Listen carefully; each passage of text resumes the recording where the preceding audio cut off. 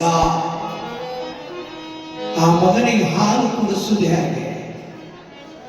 ನನ್ನ ಎದೆಯೊಳಗ ಹಾಲಿನೊಳಗೆ ಸಾಲ್ತವೋ ಇಲ್ಲ. ಸಾಕ್ಷಾತ್ ತ್ರಿಮೂರ್ತಿಗಳ ರೂಪ. ಒಂದು ಮಗನಿಗೆ ಆದ್ರೆ ಎದೆ ಹಾಲು ಕುಡಿಬಹುದು.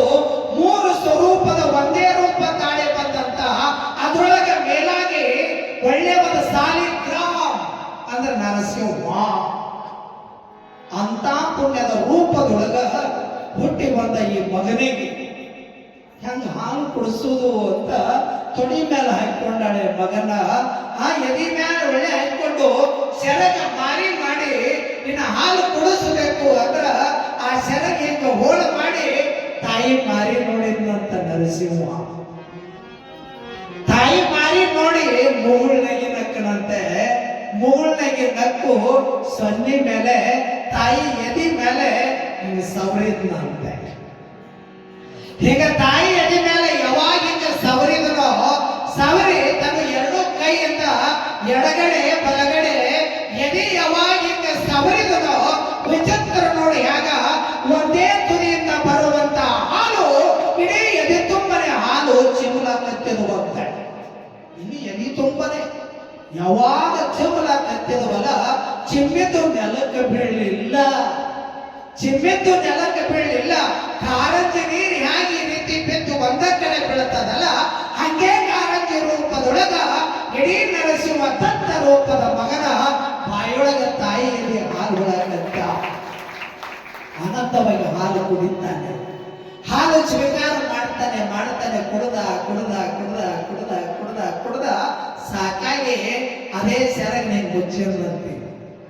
ಸಾಕಾಗಿ ಮುಚ್ಚಿದಾಗ ಯಪ್ಪ ನನ್ನ ಹಾಲು ನನಗೆ ಸಾರ್ಥವ ಇಲ್ಲ ಅಂತ ಮಾಡಿದ್ನೋ ಮಗ.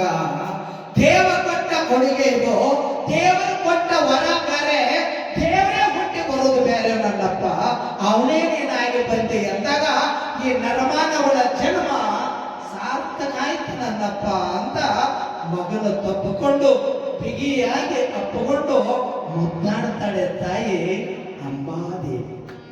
ಮುದ್ದಾಡ್ತಾ ಮುದ್ದಾಡ್ತಾ ಮುದ್ದಾಡ್ತಾ ಮುದ್ದಾಡ್ತಾ ಇರುವಾಗ ಒಂದು ಕಡೆ ಹೊರಗದ ಬರೇ ನನ್ನ ಮಗ ಓಂ ಅಂತೈತಿ ಅಂದ್ರೆ ಬರೇ ಸೊನ್ನೆ ಮಾಡ್ತೈತಿ ಅಂದ್ರ ನನ್ನ ಮಗ ಏನು ಮೂಕ್ ಹಾಕನೋ ಏನೋ, ನನ್ನ ಮಗನಿಗೆ ಬಾಯಿ ಐತೋ ಇಲ್ಲೋ, ಬಾಯಿ ಬರ್ತೈತೋ ಇಲ್ಲೋ ನೋಡಿದ ಜನ ಆಡಿಕೊಳ್ಳುವಾಗ ರೀತಿಯೊಳಗ ಆತನ ತಿಳ್ಕೊಂಡು ಗಂಡನ ಕರೆದಂತ ನಮ್ಮ ತಾಯಿ ಅಂಬಾ ಭವಾನೇ ರೀ ನಮ್ಮ ಮನೆ ಗುರುಗಳು ಕರ್ಕೊಂಡು ಬರ್ರಿ, ನಮ್ಮ ಮನೆ ಗುರುಗಳು ಕರ್ಕೊಂಡು ಬರ್ರಿ ಅಂದಾಗ ದೊಡ್ಡ ವೇದಾಂತ ಕೇಸರಿಗಳು ಶಾಸ್ತ್ರ ಪುರಾಣ ವೇದ ಆಗಮಗಳನ್ನ ಅಧ್ಯಯನ ಮಾಡಿರುವಂತ ಜ್ಯೋತಿಷ್ಯ ಪಂಡಿತರು ಶಂಕರ ಶರ್ಮಾ ಆ ಮಹಾಗುರುಗಳನ್ನ ಕರ್ಕೊಂಡು ಬರ್ತಾನೆ ತಂದೆ ಮಾಧವ. ಕರ್ಕೊಂಡು ಬಂದಿರುವಾಗ ಯಪ್ಪ ಅವನ ಜಾತಕ ನೋಡು, ಹುಟ್ಟಿದ ನಕ್ಷತ್ರ ನೋಡು, ಯಾಕೆ ಮಾಡ್ಲಾಕತ್ತೇನೆ ಹುಟ್ಟುತ್ತಲೇ ಓ ಮತ್ತೆ ಧ್ಯಾನ ಮಾಡಿಬಿಟ್ಟ. ಗುರುಗಳು ಜ್ಯೋತಿಷ್ಯದೊಳಗ ಪಂಚಾಂಗ ತೆಗಿಲಿಲ್ಲ, ಏನೇನೇನೇನು ಮಾಡಲಿಲ್ಲ. ಕಣ್ಣಾಗ ಕಣ್ಣಿಟ್ಟು ಅವನು ಮಾರಿ ನೋಡ್ತಾನೆ ವೇದಾಂತ ಪಂಡಿತ್. ಕಣ್ಣಾಗ ಕಣ್ಣಿಟ್ಟು ಜ್ಯೋತಿಷ್ಯ ಪಂಡಿತ ಗುರುಗಳು ನೋಡಿ ಅಂತಾರ ಮಾಧವ ಪುಣ್ಯ ಮಾಡಿಯೋ ತಮ್ಮನೇ, ಬಹಳ ಪುಣ್ಯ ಮಾಡಿಯೋ. ಸಾಕ್ಷಾತ್ ಗುರುವಿನ ಅವತಾರನೆ ನಿನ್ನ ಮಗ ಆಗಿ ಹುಟ್ಟಿ ಬಂದಾಗ ಚಿಂತೆ ಮಾಡಬೇಡ, ಮೂಗ ಆಗಲ್ಲ, ನೋಡಿದ ಜನ ನಗಲ್ಲ, ಯಾವ ಅಪಹಾಸ್ಯ ಮಾಡಿ ನಗತಾನಲ್ಲ ಬಾಯಿ ಕಟ್ ಮಾಡುವಂತ ತಾಕತ್ತಂತ ಮಗ ನಿನ್ನ ಹೊಟ್ಟೆ ಹುಟ್ಟಿ ಬಂದಾನೋ ಮಗ. ಚಿಂತೆ ಮಾಡಬೇಡ, ಅಳಬೇಡ ಅಳಬೇಡ. ಎಂತ ಮಗನ ಪಡಿಬೇಕಾದ್ರ ಇಡೀ ಲೋಕದೊಳಗೆ ಎಷ್ಟೋ ತಾಯಿಗಳು ವ್ರತ ನೇಮ ಪೂಜೆ ಪುನಸ್ಕಾರ ಆಹಾರ ಬಿಟ್ಟು ನೀರ ಬಿಟ್ಟು ಒಂಟಿ ಕಾಲಲ್ಲಿ ನಿಂತುಕೊಂಡು ಜಪ ಮಾಡಿ ಮಕ್ಕಳು ಪಡೆದರೂ ಕೂಡ ಎಂತ ಮಕ್ಕಳು ಹುಟ್ಟಲ್ಲ. ಎಷ್ಟು ಪೂರ್ವ ಜನ್ಮದ ಪುಣ್ಯವೋ ಏನಿಲ್ಲ. ಇಂಥ ಮಗ ಹುಟ್ಟ್ಯಾನೆ, ಮುಂದೆ ನೋಡು ಜಗತ್ತಿಗೆ ಗುರು ಹಾಕನ, ಜಗತ್ತಿಗೆ ಗುರು ಹಾಕನ. ಆ ಮೊದಲ ದತ್ತ ಮಹಾಗುರುವಿನನ್ನ ಅದೇ ರೂಪದೊಳಗ ಬಂದನಲ್ಲ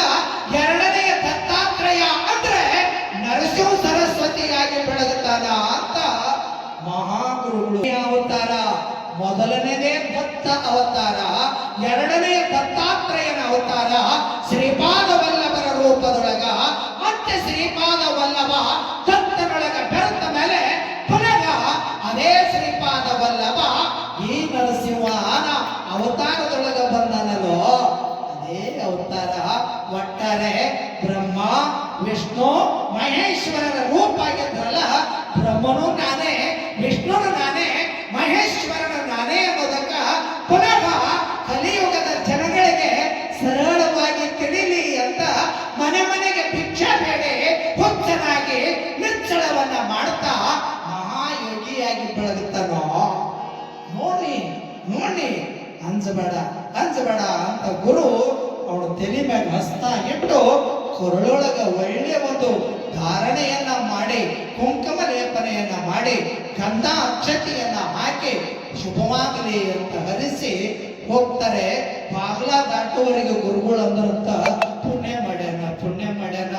ಇಂಥ ಮಕ್ಕಳು ನಮಗೆ ಹುಟ್ಟಲಿಲ್ಲ, ಇಂಥ ಮಕ್ಕಳು ನಮಗೆ ಹುಟ್ಟಲಿಲ್ಲಲ್ಲ. 5 ಮಕ್ಕಳು ಅವರಿಗೆ, ಅವ್ರ ಗುರುಗಳಿಗೆ 5 ಮಕ್ಕಳು.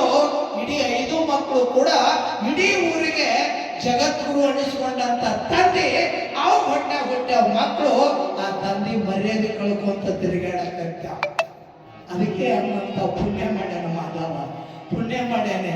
ಇಂಥ ಮಕ್ಕಳು ಹುಟ್ಟಬೇಕಾದ್ರೂ ಕೂಡ ಪುಣ್ಯ ಮಾಡಿ ಪಡ್ಕೊಂಡ್ ಬರ್ಬೇಕು. ಖರೆ ಐತೆವ ಒಳ್ಳೆ